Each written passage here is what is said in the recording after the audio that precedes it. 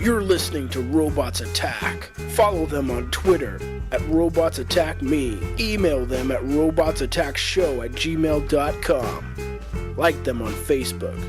And check out the website at robotsattack.me. Alrighty, welcome back to Robots Attack here on KSU Santa Clara. We are now going to jump into our watch party. If you're unfamiliar with our watch party, we pick a show, or we haven't done any movies yet, but so far we've just done shows. And this watch party, we are doing the second season of Daredevil. We talked about episode 1 last week. Mm-hmm. Well, now we're going to talk about episode 2. Yeah. Full spoilers, just to warn you. Because that's the point of the watch party, is you watch the episode with us, quote unquote, you know, and then we discuss it with us, by tweeting at us, Robots Attack Me, or, posting a comment on Facebook of Robots Attack, or even the old email, Yar old email, robotsattackshow@gmail.com. Or even posting a comment on a picture on our Instagram page. Oh, yeah. On Robots Attack. I mean, that could even... However you want to do it. However you want. Those are ways to do it. But yes. And even you're like, oh, no, it's too late. They're already on episode 2. Never too late. Never too late. Don't think that. You can jump right in, because next week we're going to discuss episode 3. So, you can listen here now and then jump in with us with episode 3. So, episode 2. I did not expect it to go any way at all like it did. And I don't know why. It makes complete and total sense that they'd have to spend an episode with him recovering from a headshot. Oh, yeah. But yeah, for some reason I was expecting him to superhero it and just shrug it off. But I sort of respect it more, but it did throw a speed bump in it at the same time. So yeah, I would say it was an interesting speed bump, though, just because it made you think now, okay, he's blind, and now if he can't hear anything. Oh yeah, can you imagine? I can't even imagine. They did a really that scene where he's you could see it in his eyes of he's realizing that really well acted. Wait, yeah, I can't hear anything. And then he's That's my tries, thing. yeah, he tries to yell and speak, and he can't hear himself, and he's just he cowers against the wall, just totally afraid. It would be funny if they made a character eventually where it's one layer farther than him, and it's just smell-o-vision. Because I don't think he lost his sense of smell. He was having nosebleeds, so maybe he could only smell the blood in his nose. So. It's true. but yeah, there were a bunch of little details that I really liked in this episode, like when he goes to the guy that created the suit in the first place. Yeah. I didn't think that I was going to like that guy, but I'm liking him more every single time just because he's a different mechanic than we've ever had before, it feels like. Yeah. All of the other mechanics have been either have limitless amounts of budget because they're under the employment of somebody super rich, or just incredibly smart from whatever reason, or have some sort of supernatural ability to make things. And this guy is just a fairly smart guy who's he's pretty good at making stuff. Yeah. And that's it.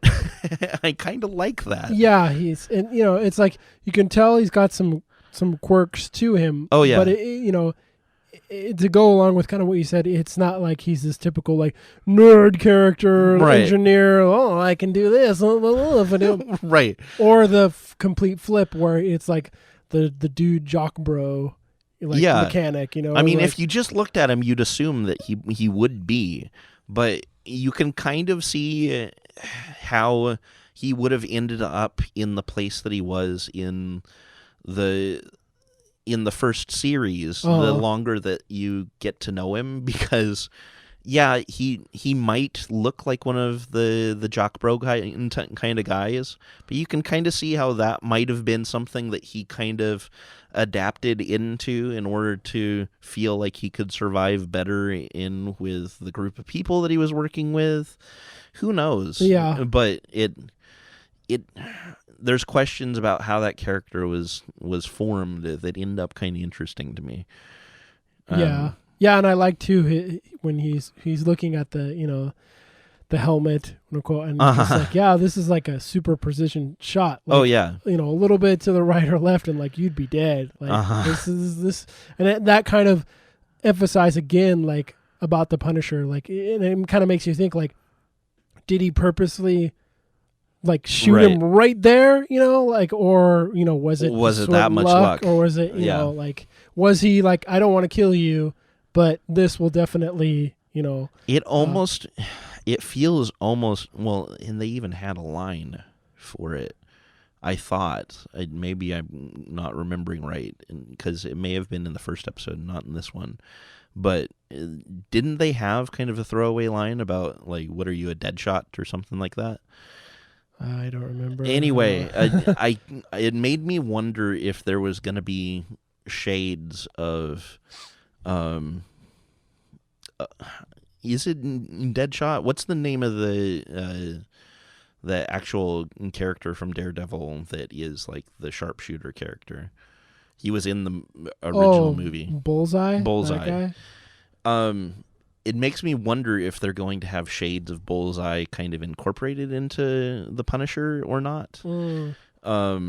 Or at least have some explanation that ends up being pushed farther towards that character for next season. Yeah. But I don't know. But it's cool. It's making you think. Like, it's cool how I'm really liking so far how they're handling the Punisher, especially just like he had some more lines of dialogue a little bit in this one, but not a whole lot. But man, like I loved that shot when he just steps into the light and his face is like there's blood. Like lines on his face after he shot up that biker gang, like in the when they're working on the truck. And the guy's like, has the headphones on, he can't hear, and then suddenly he's spraying off the blood, and then blood splatters on there and just walks in. I was like, oh man, it's just they've done such a cool job of making this guy who is pretty intimidating. Yeah, and just well, like, they've treated him like Jaws. Yeah, it feels like not from James Bond movies. Yeah, circular. Right? Yeah, yeah. He's the scary monster, and they are really conservative about where they show him, and they really pick those shots nicely, and make the fights count for something. It's been really neat. Yeah, because they could have gone like just full blown. If you look at some of the other Punisher movies. I mean, obviously, like those, he's the main character, so you're going to have more screen time on him. Oh, yeah. Obviously. So, yeah, it is. It is interesting seeing him as a side character, too. It does give a unique opportunity for a different perspective that I'm enjoying a lot. Yeah, you get that feeling of being kind of like on the other side, like instead of riding with him, in his movies, you're like kind of feeling, like how maybe one of his targets would feel. Yeah. Like being chased after and being targeted. And man, when he goes to that pawn shop, gets that stuff, and then when he's walking away, and that guy just like, oh man, you just said the wrong thing. Jeez. And it was cool. That was good. That was really good.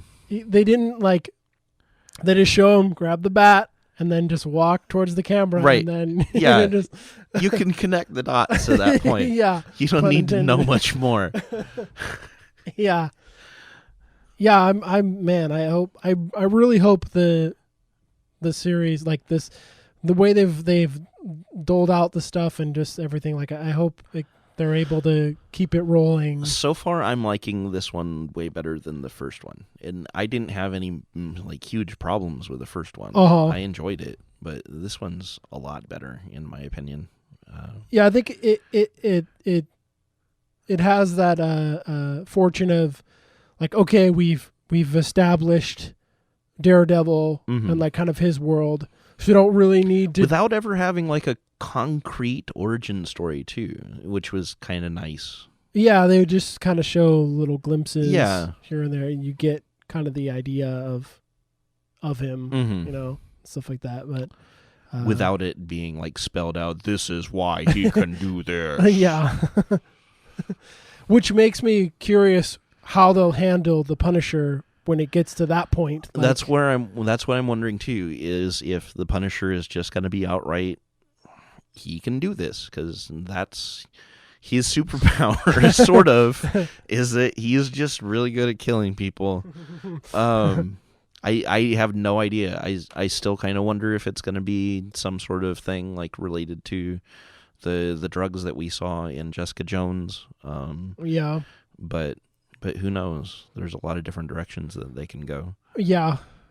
Yeah, and I will say, sort of going back to the kind of speed bump thing, there not a whole lot really, if memory serves, like not a whole lot happens in this one as far as like moving this story forward. They do a little bit more with the criminal who wants to seek witness protection. Yeah. You know, and, it lets Foggy shine pretty well too.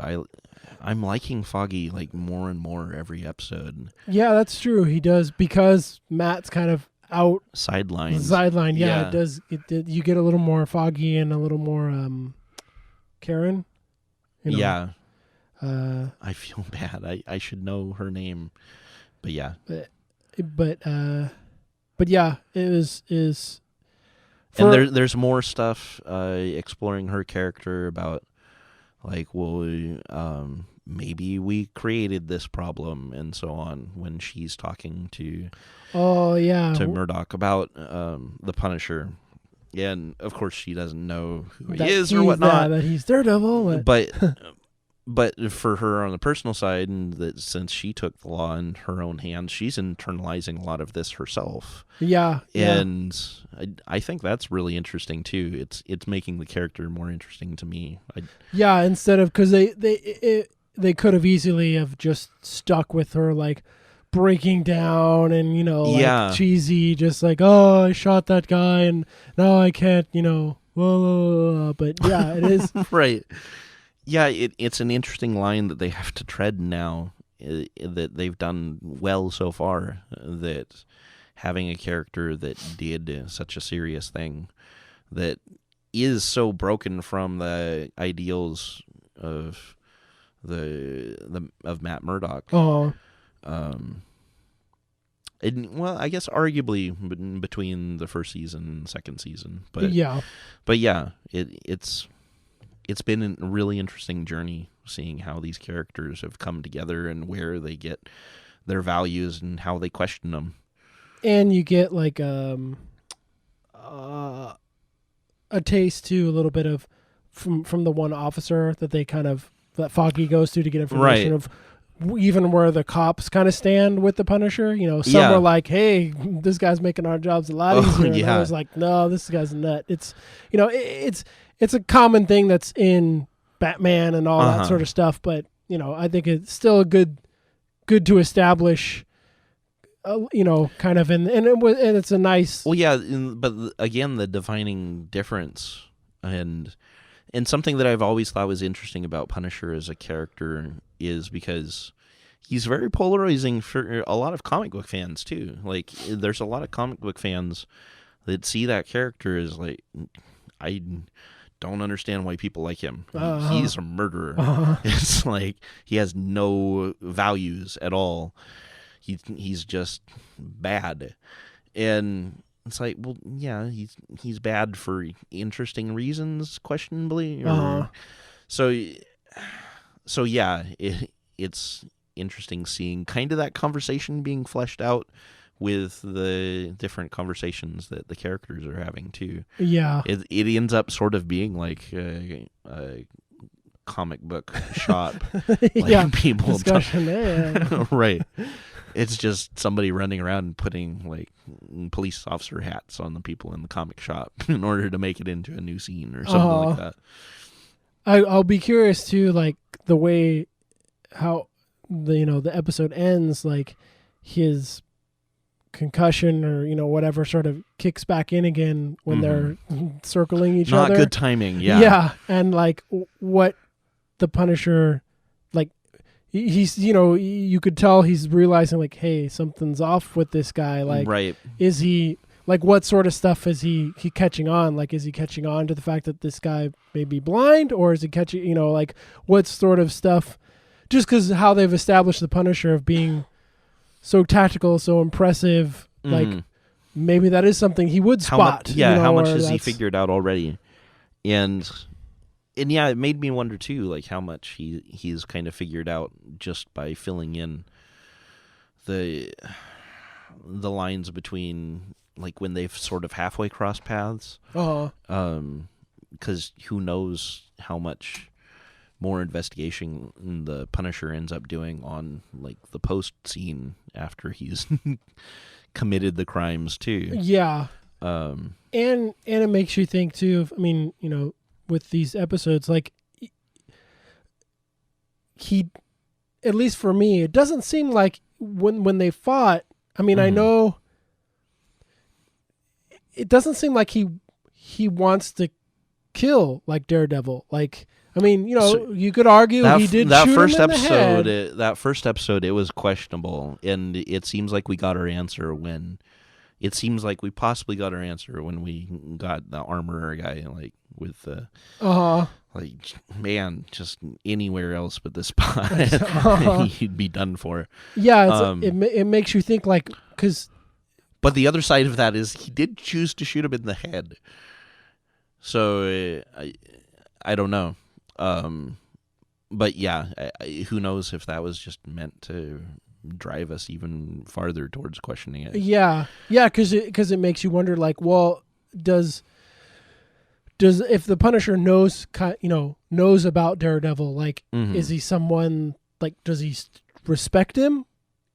Still, like, even like, because he may not be going the same lines of just straight up killing everyone. But, he's still taking on criminals and that sort of thing. So it's like, does he still kind of respect him? And that's why, like, he doesn't want.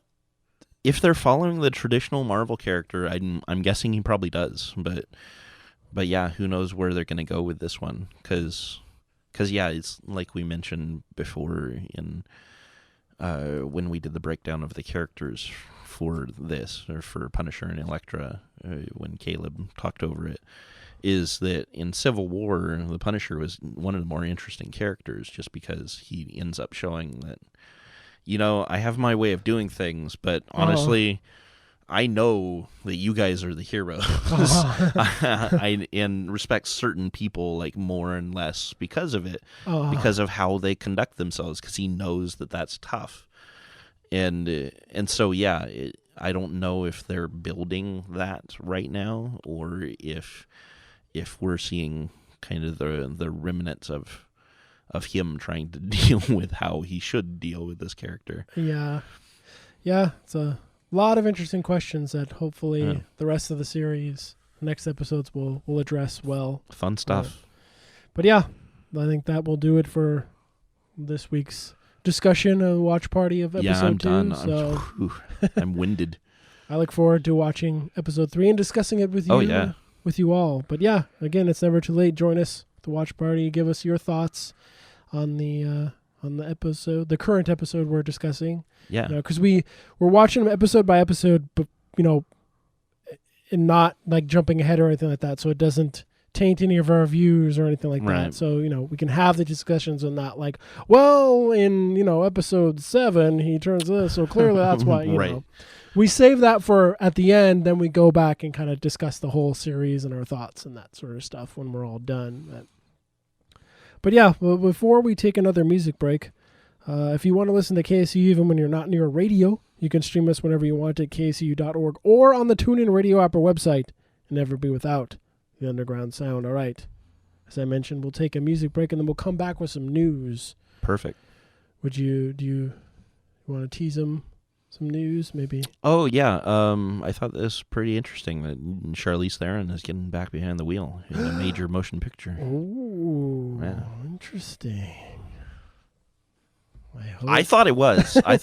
I'll be straight up with you. Hopefully it's Eon Flux 2 that we're talking about. Oh, yeah. Back behind the wheel. Yeah. Because that's what that character is all about. Oh, yeah. Just that hard driving. Yeah, so much driving in that cartoon movie show. All right. Let's take that music break.